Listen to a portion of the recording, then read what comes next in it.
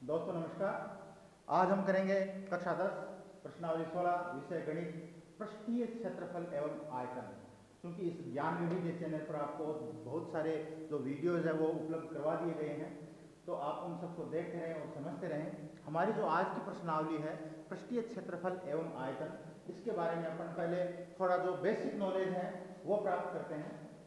देखिए, पृष्ठीय क्षेत्रफल क्या होता है, आयतन क्या होता है, इन सब के बारे में पहले अपन चर्चा करते हैं।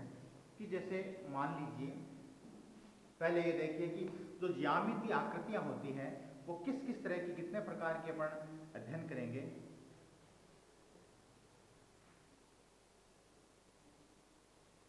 देखिए, एक तो ये है, इसको अपन बोलते हैं घन, ये कहलाता है घन। एक अपन ने बनाया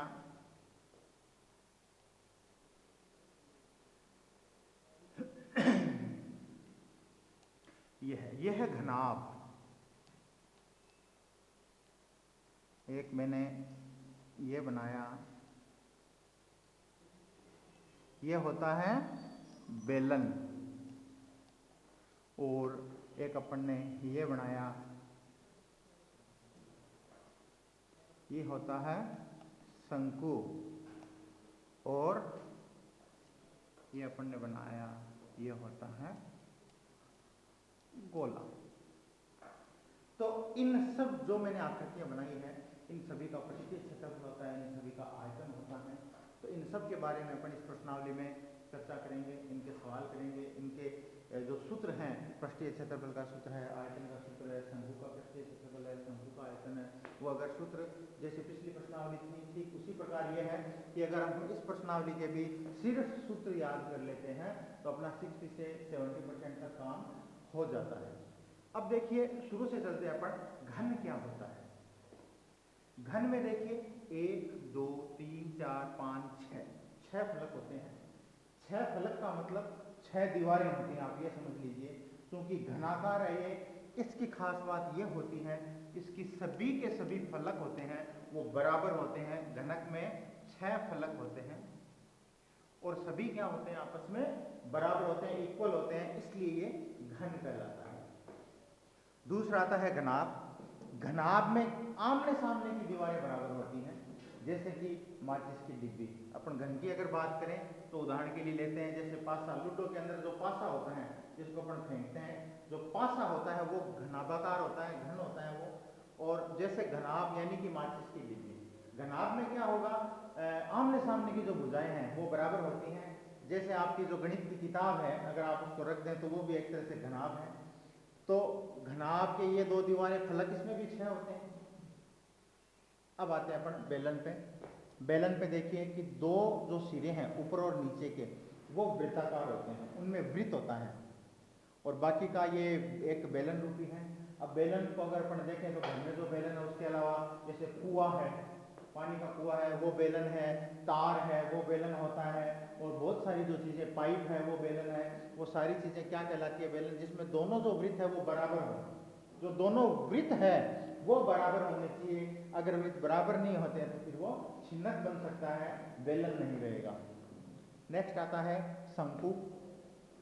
शंकु का जो एक कोना होता है वो तिकोना होता है, और जो नीचे होता है वो एक वृत्त होता है। जैसे जोकर की टोपी, जैसे सॉफ्टी, आप जो आइसक्रीम खाते हो सॉफ्टी, वो भी शंकुआकार होती हैं। तो ये इसके उदाहरण जो मैंने आपको बताए हैं। गोला, गोला जैसे जो कोई भी गोल चीज है, जैसे गेंद है, फुटबॉल है, ये सारी चीजें क्या होती हैं, वो गोले के रूप में आती हैं। तो इन सब चीजों का अपन, ये जितनी भी मैंने आकृतियां बनाई है, इनके बारे में, इनका पृष्ठीय क्षेत्रफल, इनका आयतन, इनके बारे में अपन अध्ययन प्राप्त करेंगे। तो अपन एक एक से चलते हैं, शुरुआत से चलते हैं एक एक से।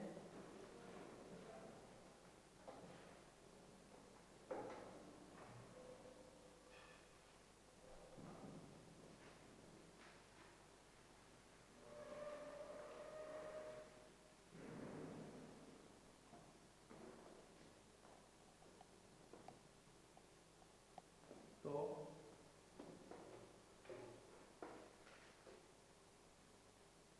पहला सवाल है, एक घनाभ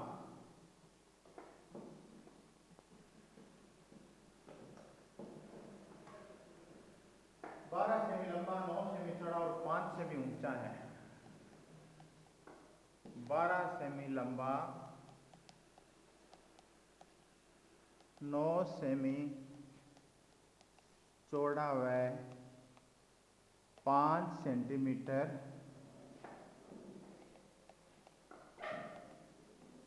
ऊंचा है। हमें क्या करना है, इसका घनाभ का संपूर्ण पृष्ठीय क्षेत्रफल व आयतन ज्ञात करना है। घनाभ का संपूर्ण पृष्ठीय क्षेत्रफल व आयतन ज्ञात करना है। तो हमें दो चीजें ज्ञात करनी है, घनाभ का संपूर्ण पृष्ठीय क्षेत्रफल और आयतन। और हमें दिया हुआ क्या है, इसकी लंबाई, चौड़ाई और ऊंचाई। तो इसका मतलब अगर हमें इन दोनों के सूत्र पता हो तो हमें सिर्फ इसमें मान रखना पड़ेगा। सबसे पहले बनाते हैं घनाभ का संपूर्ण पृष्ठीय क्षेत्रफल क्या होता है। तो वो देखिए, घनाभ का संपूर्ण पृष्ठीय क्षेत्रफल बराबर होता है 2 गुणा कोष्टक में लंबाई गुणा चौड़ाई प्लस चौड़ाई गुणा ऊंचाई प्लस ऊंचाई गुणा लंबाई। ये घनाभ का संपूर्ण पृष्ठीय क्षेत्रफल का सूत्र होता है। 2 की जगह 2 आगे, उससे पहले आप लिख लीजिए यहाँ पे कि घनाभ की लंबाई कितनी है। तो हम लिखेंगे घनाभ की लंबाई बराबर 12 सेमी, घनाभ की चौड़ाई बराबर 9 सेमी और घनाभ की ऊंचाई बराबर 5 सेमी है। 12, 9 और 5 है ना, 12, 9 और 5। अब हम इसमें मान रख देंगे, 2 की जगह 2 आ गया। पहले लंबाई गुणा चौड़ाई, तो लंबाई क्या है 12 गुणा 9 प्लस चौड़ाई गुणा ऊंचाई, तो 9 गुणा 5 प्लस ऊंचाई गुणा लंबाई यानी 5 गुणा 12, 5 गुणा 12। ये जो 2 है वो गुणा में है, आप ये ध्यान रखिए। अब हम अंदर के जो पद है उनको कैलकुलेट करेंगे, पहले गुणा कर लेंगे, उसके बाद में तीनों को जोड़ के अपने इसमें 2 का भाग देंगे। तो अपन जब गुणा करेंगे तो 2 की जगह 2 आ गया, 12 को 9 से गुणा किया 108 प्लस 9 पंजा 45 प्लस 12 पंजू 60। ये अपन ने इनको गुणा कर लिया। अब हम इन तीनों पदों को जोड़कर उसमें उसको 2 से गुणा करेंगे। इन तीनों को जब हम जोड़ेंगे तो आता है 213। तो अपने आगे 2 गुणा 213 तो 426 क्या आ गया, घनाभ का संपूर्ण पृष्ठीय क्षेत्रफल। अब अपन को ज्ञात करना है इसका आयतन। तो घनाभ के आयतन के लिए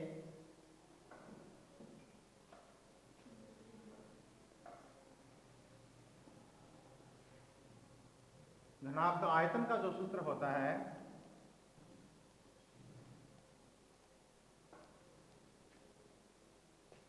लंबाई गुणा चौड़ाई गुणा ऊंचाई, यानी आप इसको L गुणा B गुणा H कह सकते हो। अगर आप इंग्लिश में इसको लिखो तो L गुणा B गुणा H। तो लंबाई चौड़ाई और ऊंचाई अपने पास है, तो हम क्या लिख देंगे 12 गुणा 9 गुणा 5। इनको जब हम गुणा करेंगे तो 540 घन सेंटीमीटर इसका आयतन आ जाएगा। अगले क्वेश्चन पे आते हैं।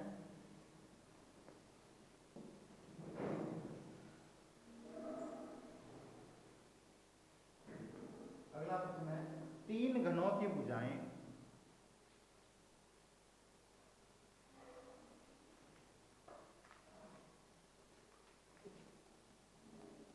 तीन घनों की भुजाएं 8, 6 और 1 सेंटीमीटर है। क्रमशः 8 सेमी, 6 सेमी व 1 सेंटीमीटर है। इन्हें पिघलाकर एक नया घन बनाया जाता है। इन्हें पिघलाकर एक नया घन बनाया जाता है। अब क्वेश्चन ये पूछना चाहता है कि नए घन का संपूर्ण पृष्ठीय क्षेत्रफल ज्ञात कीजिए। नए घन का संपूर्ण पृष्ठीय क्षेत्रफल ज्ञात कीजिए। देखिए, इससे पहले आप एक बात ये समझें कि कोई भी चीज पिघलाकर अगर उसी सामान से नई चीज बनाई जाती है तो दोनों का जो आयतन है वो हमेशा बराबर होगा।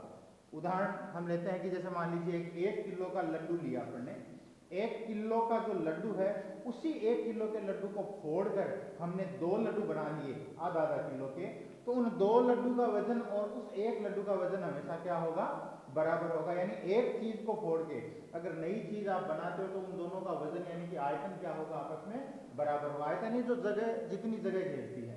अब मान लीजिए कोई मोमबत्ती है, मोमबत्ती को पिघलाकर आपने एक छोटा सा गोल सा लड्डू बना लिया, तो मोमबत्ती में जितनी मोम थी, जितना उसका आयतन, जितना उसका वजन था, उतना का उतना आयतन क्या होगा? उस लड्डू का होगा। ये का ये काम इस सवाल में है कि 3 घनों की भुजाएं 8, 6 व 1 है। इन तीनों को पिघलाकर एक नया घन बना लिया जाता है। तो इसका मतलब क्या हुआ? नए घन का आयतन बराबर क्या होगा? तीनों घनों का आयतन। तो हम क्या लिखेंगे कि अब देखिए शुरू से चलिए, नए घन का आयतन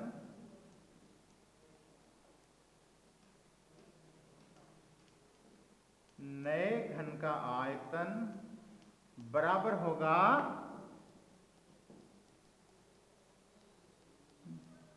तीनों घनों का आयतनों का योग। तीनों घनों का जो आयतन होगा उनको जोड़ेंगे तो वह अकेले इस नए घन के आयतन के बराबर होगा। तो अब देखिए, नए घन इसका जो सूत्र क्या होता है घन के आयतन का? भुजा क्यूब होता है। घन का आयतन क्या होता है? घन का आयतन बराबर होता है भुजा क्यूब। तो अब देखिए, नए घन का आयतन यानी कि भुजा को अपन ए बोलते हैं, ए लिख सकते हो या भुजा भी लिख सकते हो। तो भुजा का होल क्यूब बराबर 3 घन है, तो पहले घन का आयतन A1 का होल क्यूब प्लस दूसरे घन का आयतन A2 का होल क्यूब प्लस तीसरे घन का आयतन A3 का होल क्यूब। अपन ने हर एक घन की, ए का मतलब भुजा होता है, इन तीनों की भुजाएं अपने पास है। चूंकि भुजाएं अलग अलग हैं इसलिए मैंने इसको A1, A2 और A3 दर्शाया है। तो यहां पर हम क्या करेंगे? भुजा क्यूब बराबर अपने पास क्या है? 8 का होल क्यूब प्लस 6 का होल क्यूब प्लस तीसरा क्या है? 1 का होल क्यूब। अपन ने इन तीनों के मान लिख दिए। अब देखिए,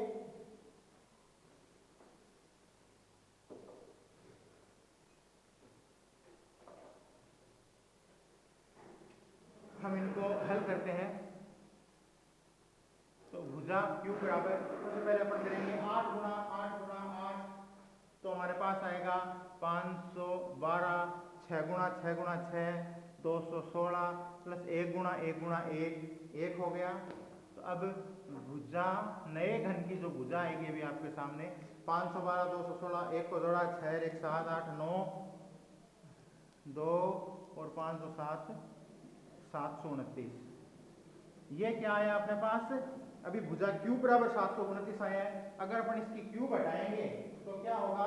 ये क्यूब घन 729 का अपन घन कर देंगे यहाँ पे, तो 729 का जो घन होता है वो क्या होगा? अपने पास आया भुजा का होल क्यूब बराबर 729, ये अपन करेंगे भुजा, इधर 729 का अपन घन करेंगे तो बराबर आएगा 9।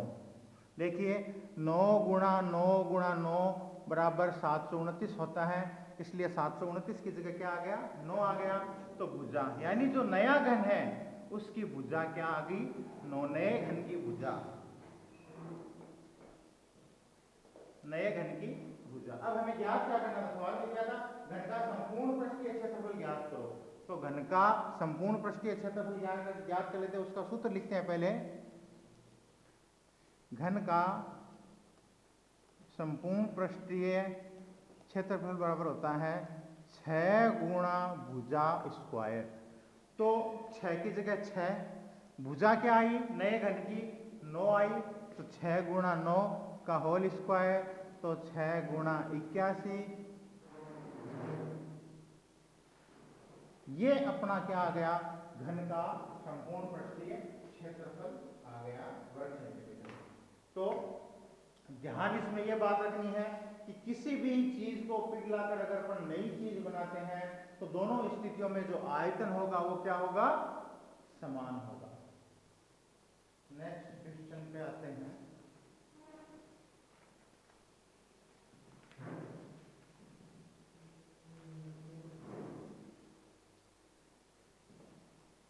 अगला है, एक बंदूक की माप 50 सेमी, 36 सेमी और 25 सेमी है।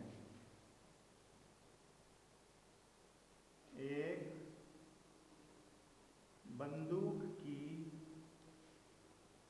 माप 50 सेमी,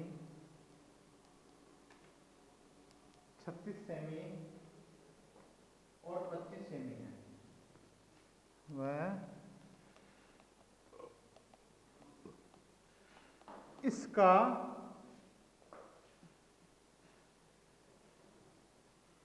कवर बनाने के लिए, इसका कवर बनाने के लिए कितने वर्ग सेंटीमीटर कपड़े की आवश्यकता होगी।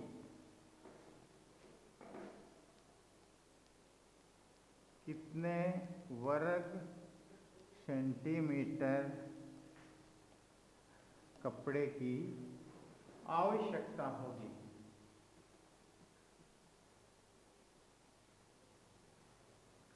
देखिए जो संदूक होती है वो क्या होती है कि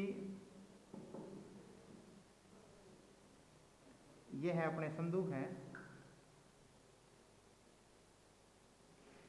इस संदूक के ऊपर का कवर बनाना है, कपड़े का कवर बनाना है, तो इसमें अपन को कितने वर्ग सेंटीमीटर कपड़े की आवश्यकता होगी।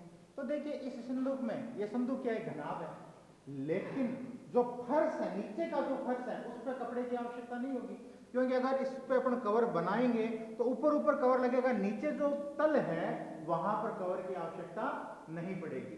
तो अब हमें दिया हुआ क्या क्या है, संदूक की माप देखिए 50 बाई 36 बाई ये अपने दिया हुआ है 25 सेंटीमीटर, तो अपन लिखेंगे 50 बाई 36 बाई 25 यानी एल बी और इसका ये क्या हो गया, एच हो गया। अब हमें क्या करना है, इस संदूक का संपूर्ण पृष्ठीय क्षेत्रफल ज्ञात करना है, यानी घनाभ है, संदूक हमेशा घनाभ होती है, तो हम घनाभ का संपूर्ण पृष्ठीय क्षेत्रफल का सूत्र यहाँ पर लगाएंगे। तो हम यहाँ पर लिखेंगे घनाभ का संपूर्ण पृष्ठीय क्षेत्रफल, घनाभ का संपूर्ण पृष्ठीय क्षेत्रफल, जो भी आपको बताया था सूत्र, 2 कोष्ठक में लंबाई गुणा चौड़ाई प्लस चौड़ाई गुणा ऊंचाई प्लस ऊंचाई गुणा लंबाई, तो अपन वो सूत्र लगा देंगे। तो यहाँ पर अपन लिख देते हैं 2 गुणा लंबाई गुणा चौड़ाई प्लस चौड़ाई गुणा ऊंचाई प्लस ऊंचाई गुणा लंबाई। तो यहाँ पर मान क्या लिखे, 2 लंबाई गुणा चौड़ाई यानी 50 गुणा 36 प्लस चौड़ाई गुणा ऊंचाई 36 गुणा 25 प्लस अपने यहाँ की ऊंचाई गुणा लंबाई, तो 25 गुणा 50। ये अपन ने क्या किया, इसके मान रख दिए। तो अपने पास आ गए